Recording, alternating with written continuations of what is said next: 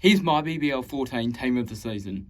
Welcome to Cricket Daily. My name's Oliver Murphin, and today we're going to be going over what I think the BBL team of the season should be for BBL 14. And we're going to kick it off straight away with Mitch Owen. The bloke's made 452 runs, averaging at 45.20 with a high score of 108. Not to mention he's made 2 BBL centuries just this season, including a player of the match knock in the final. Mitch Owen is definitely at the top for me. And opening the batting alongside Mitch Owen is none other than David Warner. David Warner's been relentless playing for the Sydney Thunder this season. He's made 405 runs, averaging at 45, batting at the top for the Sydney Thunder, leading the way with the captaincy badge next to him, and that's why David Warner's also going to be my captain in this team. Now, David Warner, he's had a lot of hype from the media. He's always on the comms, sometimes he's in the Fox room. Very interesting to see how that makes him perform, but we see well with David Warner, he's performing under pressure pretty well. He comes on, performs in those clutch moments, so opening the batting with Mitch Owen is David Warner.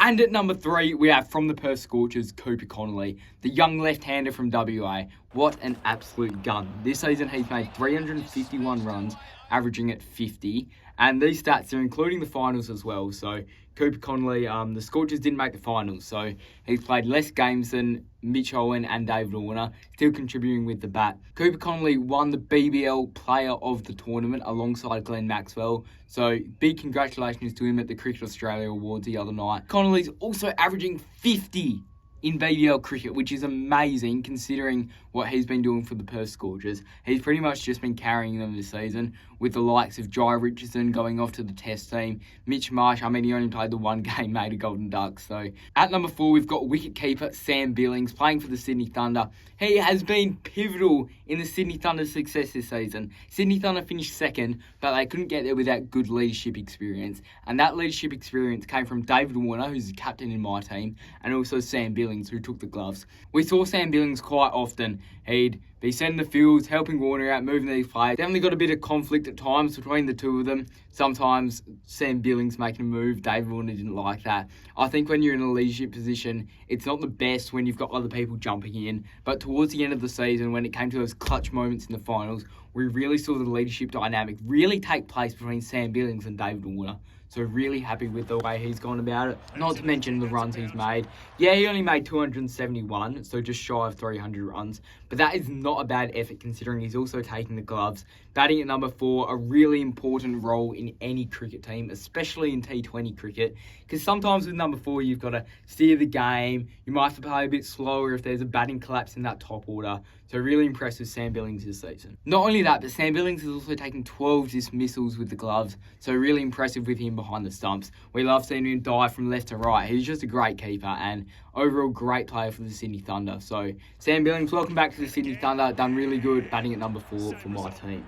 At number 5, we have the Melbourne Stars' brand new captain, Marcus Stoinis, who's made 311 runs across the season.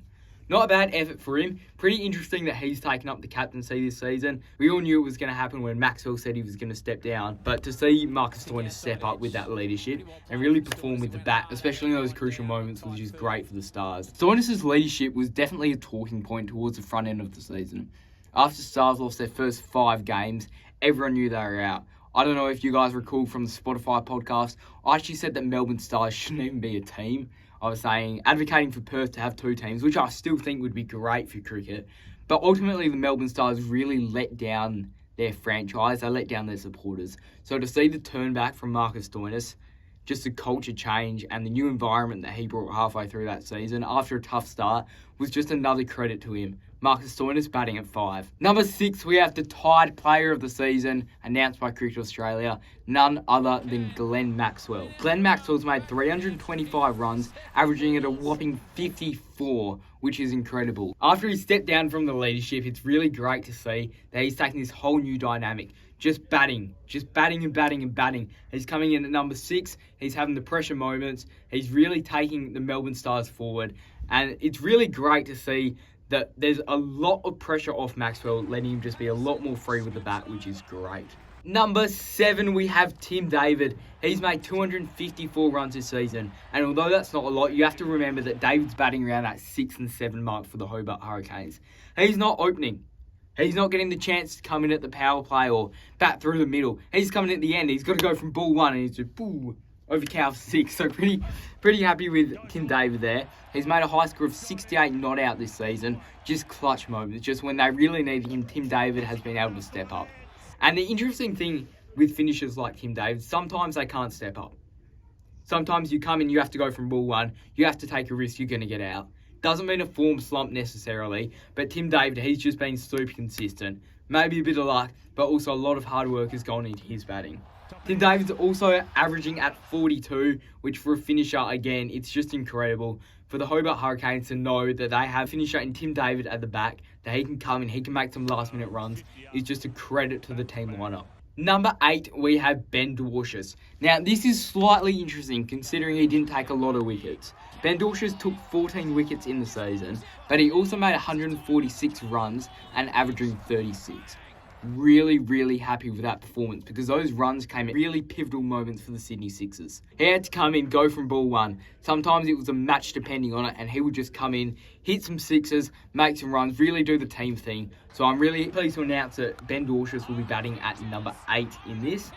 He is a bowling all-rounder, so I understand there might be some controversy. Should he come in at number 7? Should he be too earlier? Do we not have enough bowling? But between Mitch Owen, Cooper Connolly, Stoinis and Maxwell, even if David needed to bowl a bit, I think we have enough bowling in that top 7 to allow to have that deeper batting in Ben Dwarshuis at number 8. Number 9, Mark Steketee. Now, Mark Steketee has taken 15 wickets in just 6 games for the Melbourne Stars, which is a credit to the work he's put in, the effort he's done all behind this, to be able to come in, take 15 wickets, really good from Mark Steketee. He was left out at the start of the season, had a slight injury in the pre-season warm-ups for Queensland, and then coming into that BBL, he just wasn't picked on form. They bring him in, he performs straight away. He takes 5 in the second game back, which is just great for the Melbourne Stars, and he definitely played a huge role in the Stars' comeback towards the end of the season. Number 10, we have Per Scorchers, my team, Jason Behrendorff. And it's quite upsetting Jason Behrendorff's leaving us. He's going to the Renegades next season, but that's okay. Hopefully he can continue his form over there for a new franchise. Jason Behrendorff has taken 17 wickets this season. He finished with the Golden Cap. He's bowled the tough overs. Jason Behrendorff, he always used to open the bowling for the Scorchers, and that was about it. And while he still does open the bowling, it's interesting now because he's definitely taking a role not only in the power surge but also towards the death. Working on new deliveries, variations, a slower ball, couple in-swingers to go with those out-swingers of him. Really impressive. So 17 wickets, Jason Behrendorff. And my very last player, number 11, I'm also going to get a bit of controversy out of this one. This is Adam Zampa. And I know a few people are going to say, well, you're only picking Adam Zampa because he's the Australian spinner. And yeah, he's good, but he didn't have the best season. I get it. But Adam Zampa has still taken 12 wickets this season. And who else might have gone with spin? You could have gone Lloyd Pope from the Adelaide Strikers, potentially. Lloyd Pope only got 2 more wickets than him, though, and he also went for a lot more runs. And then I suppose the counteract to that is, well, Lloyd Pope bowled some tough overs, and he did. Pope definitely bowled some tough overs, but so did Zampa. He bowled at the death quite a few times, which is an interesting tactic from the Melbourne Renegades, closing out their innings with a spinner. Sometimes it was quite aggressive, hoping to get some wickets before the 20th over, and then Zampa just happened to be the last bowler left. For other times, the Renegades just wanted to use Zampa at the end. Hoped to pick up a couple of wickets, hoped to bowl the economy well. Adam Zampa, he's done the team thing by bowling those tough overs, and he's earned a place at number 11 for me. Now, some honourable mentions. I've already mentioned Lloyd Pope. Great leg spinner, a lot of talent, and hoping he can continue to improve for the Strikers. Unlucky to miss out. But there's 2 other players that I want to give a big shout out to. The first one is Jamie Overton from the Adelaide Strikers. Now, Overton has had a good season. He's made runs consistently. It took him a few games before he can even get dismissed. He was coming in at the end, so again, really tough pressure for him. But the big reason Overton's been left out is there is simply no room for him. Overton should be batting higher than 8, in my opinion, which means that he would have to come in either at number 6 or 7 around that mark. And I didn't want to drop Tim David, who, as I explained, made 254 runs this season in those clutch moments, in the death. So keeping Tim David in there, and Glenn Maxwell, missing quite a few games at the start, still managing to put on 325 runs. So I'm keeping Glenn Maxwell in, no room for Jamie Overton, that's it. If I had to name 12 man, it probably would be him. Finally, from the Melbourne Renegades, Tom Rogers. Now, Rogers and Behrendorff, they had a really interesting season together, both fighting for that golden cap, so you'd get the BKT most wickets this season. Rogers finished 1 wicket behind Behrendorff at 16. The reason I've left him out is because I've given Steckity the edge over him. Steckity played 5 less games than Rogers, yet he only managed to get 1 less wicket.